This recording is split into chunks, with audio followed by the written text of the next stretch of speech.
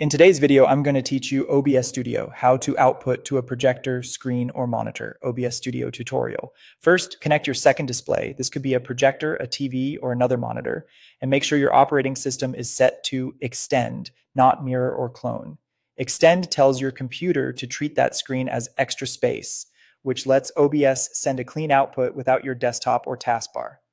On Windows, open Display Settings and under Multiple Displays, choose Extend or press Windows plus P and select Extend.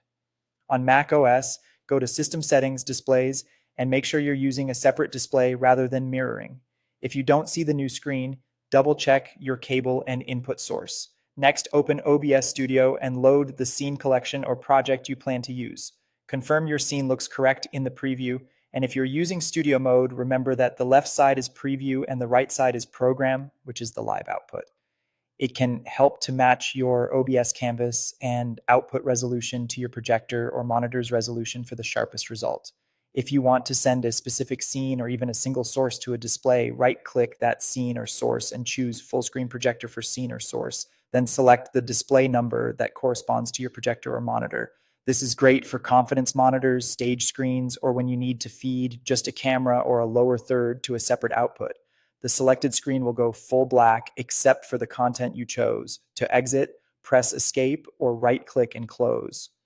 To output exactly what's going live, right-click the main preview or program area and select Full Screen Projector for preview or program, then pick your display. Program shows your final mix, perfect for sending to a projector for the audience. If you're in studio mode and want to show what you're queuing up before it's live, pick preview instead. If you'd prefer a movable, resizable window rather than full screen, select windowed projector for a scene, source, preview, or program. You can drag this window to your second display, resize it, or position it for capture in other software. This is handy when you need flexibility or when full screen would cover controls you still need to access. Quick tips before we wrap up. Keep your mouse off the projected screen, disable sleep or screensavers on that display, and verify the refresh rate and resolution match your needs.